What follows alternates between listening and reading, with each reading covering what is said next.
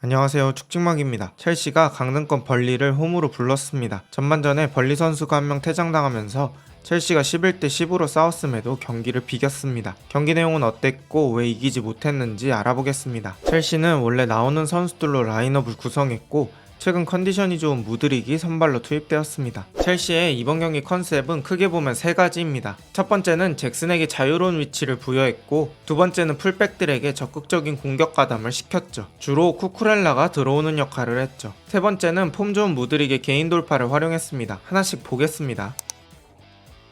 잭슨은 홀란드처럼 아예 중앙에 있는 것이 아니라 측면 쪽으로도 계속 빠지면서 공을 받습니다. 그리고 파머와 2대1 패스를 시도합니다. 또 파머가 센스있게 상대 수비 가랑이 사이로 공을 내줍니다. 그리고 양발로 드리블을 하면서 수비를 벗겨내고 슈팅을 하지만 각을 잘 좁힌 골키퍼가 막아냅니다. 요새 잭슨이 움직임, 연계는 참 좋은데 골이 안 터지는 게 아쉽습니다. 역습 상황에서도 이런 폭넓은 움직임은 아주 큰 도움이 됩니다. 잭슨이 넓은 지역으로 띄워주면서 파머에게 패스기를 열어줍니다. 그리고 공을 잃지 않고 잘 끌고 와서 무드릭에게 패스를 내줍니다. 벌리의 수비가 한쪽에 몰려 있었기 때문에 무드릭에게 완전한 프리 찬스가 생겼죠. 근데 무드릭이 이걸 또 키퍼 정면으로 슈팅합니다. 첼시가 전반에 기회가 없었던 건 아닙니다. 하지만 첼시엔 이런 장면을 골로 만들 피니셔가 부족합니다. 이게 참 아쉬운 부분이죠. 이처럼 중앙에 한정되지 않은 잭슨의 움직임들이 첼시의 공격에 활력을 불어넣었습니다.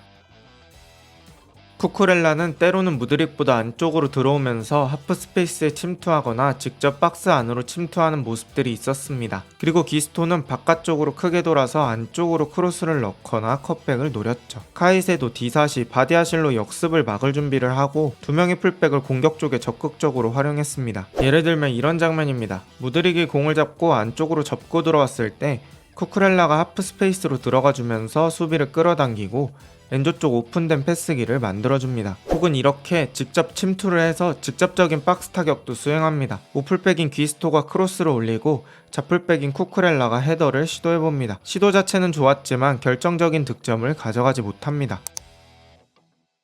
요즘 폼이 별로인 스털링을 대신해 무드릭이 출전했고 무드릭은 아까 득점은 놓치는 장면이 있었지만 오늘 드리블 컨디션이나 전진성은 상당히 좋았습니다. 전반 16분에 두 명 사이를 돌파하면서 아신용의 첫 번째 경고를 이끌어냅니다. 그리고 페널티 박스 안에서 두 번째 반칙을 이끌어내며 PK를 얻어내고 경고까지 이끌어냅니다. 아신용은 경고 누적으로 퇴장당하게 되고 그걸 항의하던 콤파니마저 퇴장당합니다. 그리고 이 PK를 파모가 성공시키며 경기는 1대 0으로 첼시가 앞서갑니다. 무드릭의 좋은 드리블 컨디션이 일석삼조의 좋은 효과를 얻어냅니다. 경기는 1대 0으로 앞서고 있고 홈이라는 이점도 가지고 있고 벌리가 한 명 퇴장당한 상황이기 때문에 첼시가 상당히 유리한 상태로 후반을 시작하게 됩니다.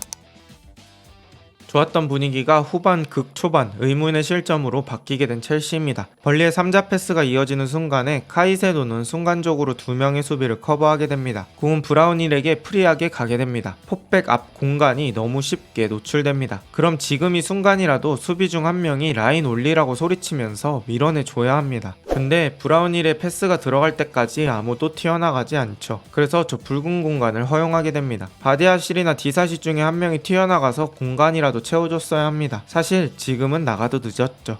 이전 장면부터 콜이 나갔어야 했습니다. 하지만 지금이라도 튀어나가서 최대한 불편하게 만들어야 합니다. 근데 아무도 튀어나가지 않고 제자리에 서 있으면서 컬렌에게 원더골을 실점합니다. 잘 맞는 듀오들은 말하지 않아도 누가 나갈지 서로 알고 있습니다. 근데 수비 라인이 부상으로 자꾸 바뀌니 호흡이 안 맞는 거죠. 첼시가 뉴캐슬 원정에서 4대1로 지던 날 바디아실은 비슷한 문제를 노출했습니다. 그땐 우고 축구와 누가 나갈지 애매해서 실점한 상황이었죠. 무튼 첼시는 유리했던 상황이 다시 초기화됩니다.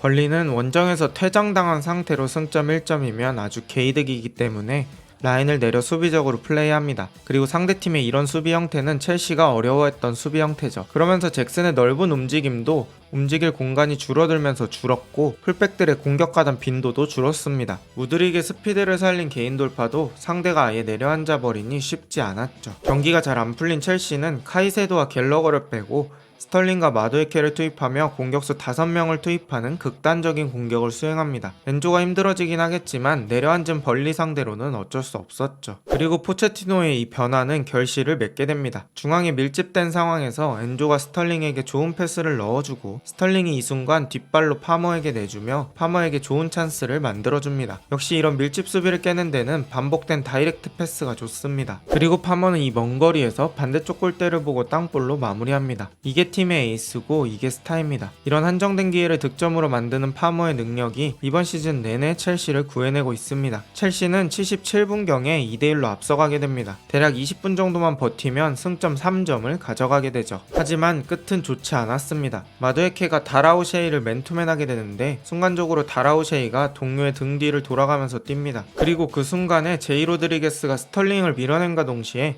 거의 마두에케까지 같이 밀어버립니다. 농구에서 스크린 상황같이 된 거죠. 그래서 마두에케는 오셰이한테 접근하는 속도가 느려져요. 그리고 프리하게 된 오셰이는 공을 잘라먹으며 헤더골을 성공시킵니다. 같이 점프 뛰어줘야 할 마두에케는 이미 늦었고 한참 멀리서 지켜보고 있죠. 결국 첼시는 2대2 동점을 허용하게 되고 경기는 별다른 반전 없이 2대2로 종료됩니다. 올 시즌 첼시 경기를 보면 패턴이 비슷할 때가 많습니다. 공격 작업도 잘 되고 분위기도 좋지만 골이 잘 안 들어갑니다. 그럼 그때 파머가 나와서 해결해주고 다시 앞서가지만 수비 집중력 문제로 실점하죠. 공격이 잘 될 때 골이 안 들어가는 게 정말 큽니다. 오히려 강팀한텐 골 결정력이 괜찮은 첼시인데 하위권 팀에겐 골 결정력이 나빠지는 아이러니한 팀입니다. 오늘 경기 무승부한 건 아쉽지만 무드릭의 폼이 올라오고 있다는 것과 파머는 여전히 잘한다는 걸 위안 삼아야 할 것 같습니다. 오늘 영상은 여기까지입니다. 비슷한 영상이 궁금하시다면 구독 부탁드립니다.